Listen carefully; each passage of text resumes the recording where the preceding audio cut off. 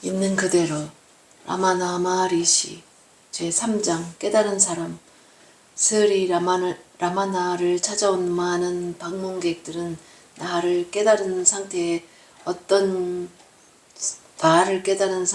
어떤 것인지에 대해 지칠 줄 모르고 질문을 퍼부었다. 그들은 특히 깨달은 사람이 체험하는 자기 주변과 주위 세계는 어떤지 알고 싶어 했다. 몇몇 사람들은 깨달은 상태가 괴상한 것은 아닐까 하는 오해에서 비롯한 질문을 던지기도 했다.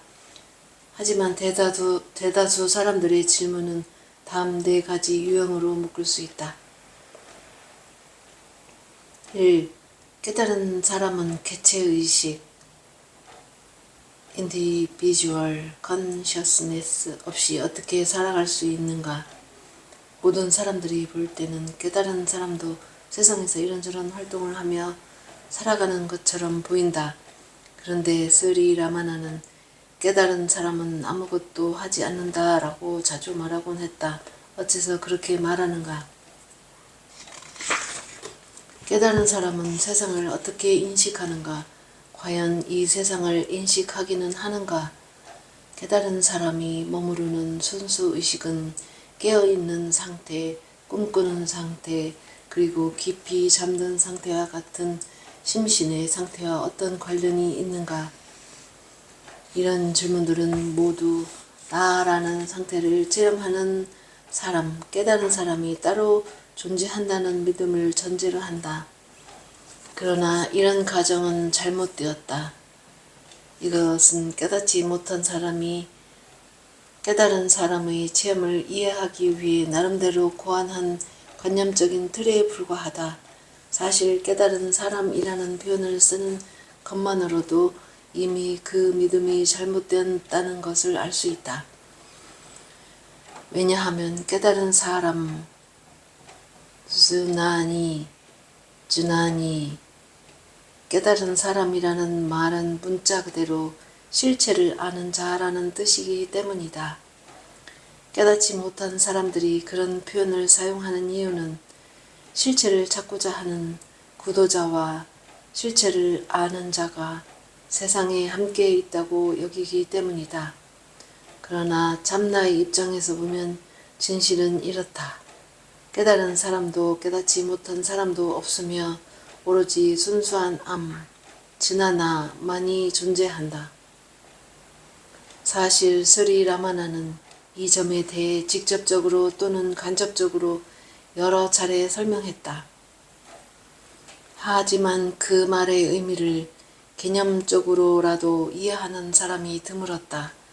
그래서 그는 대개 질문자의 편견에 어느 정도 맞춰주면서 자신의 견해를 펼치곤 했다.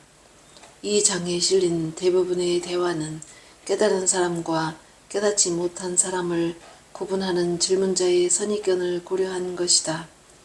스리 라마나는 질문자의 그릇된 추측에 맞서 굳이 논쟁을 벌이지 않았으며 다만 깨달은 자의 입장에서 깨달은 상태가 어떤 것인지를 설명하려고 애썼다.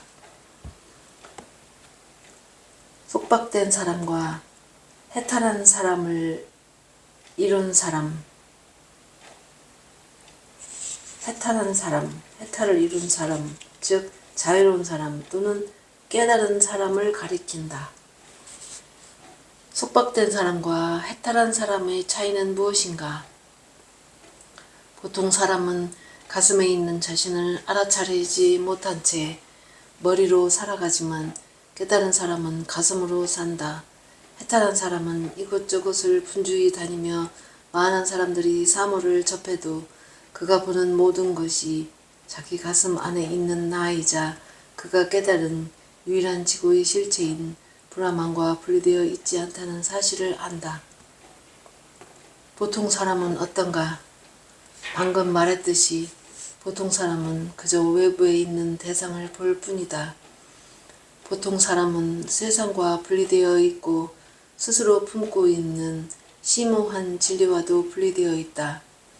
또한 자신을 유지하게 만드는 진리와도 분리되어 있고 자신이 아는 것들과도 분리되어 있다. 그러나 자기 존재에 대한 지고한 진리를 깨달은 사람은 자신을 포함한 현상계의 배후에 유일한 궁극적 실체가 있음을 안다.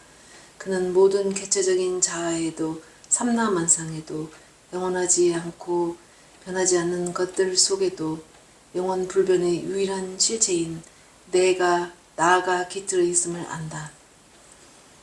깨달은 사람의 순수 의식과 경험의 근거가 되는 나는 존재한다 사이에는 어떤 연관관계가 있는가? 존재의 차별 없는 의식이 곧 가슴이며 바로 당신 자신이다. 이 가슴에서 경험의 근거가 되는 나라는 존재가 발생한다. 가슴은 특성상 그 자체로 완벽하게 깨끗하고 순수하다. 깨달은 사람에게 지속되는 나는 활동성 라자스이나 비활동성 타마스에 오염되지 않은 본연의 순수함 수두와 사투바 수아로바의 형태로 존재한다. 깨달은 사람도 순수한 형태로 에고가 유지되며 따라서 에고가 실제하는 것처럼 보인다는 말인가? 그렇다면 깨달은 사람의 경우에는 나라는 생각이 어떻게 작용하는가? 힌두 철학에서 물질을 이루는 세 가지 성질은 타마스, 암질, 라자스, 격질, 스트바, 사투바, 순질이다. 타마스는 비활동적이고 무력한 상태이며 색으로는 흑색이다. 이와 반대인 라자스는 활동적이고 격렬한 상태이며 적색에 해당한다. 사트바는 순수한 상태이며 백색이다. 인도의 대표적 철학서인 바가바드 기타는 라자스는 욕망과 집착에서 태어난 것이라 행위에 얽매며 그 결과는 슬픔뿐이고 타마스는 무지무명에서 태어난 것이라 게으름과 무감각하게 얽매여 그 결과는 무지일 뿐이다. 사트바가 우세해질 때 가장 거룩한 사람들이 살고 있는 완전 무결한 세상에 가게 된다고 했다. 깨달은 사람에게는 나라는 개체의식이 전혀 작용하지 않는다. 깨달은 사람은 가슴 그 자체다.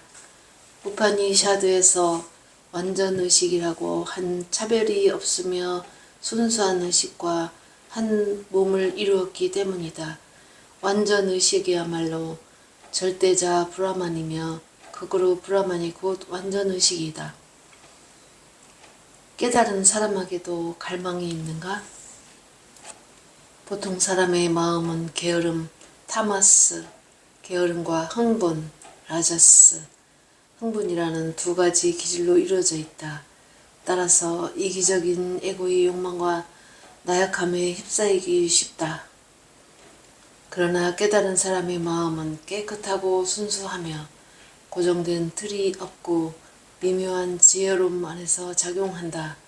깨달은 사람은 이런 마음을 통해 세상과 접촉함으로 그 욕망 역시 순수하다. 깨달은 사람이 현상계를 바라보는 관점에 대해 알고 싶다.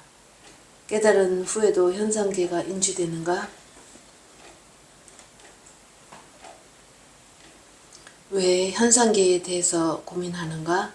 그리고 왜 깨달은 뒤에 현상계가 어떻게 보일지를 고민하는가? 먼저 나를 깨닫는 게 우선이다. 현상계가 인지되든 인지되지 않든 무슨 상관이 있는가?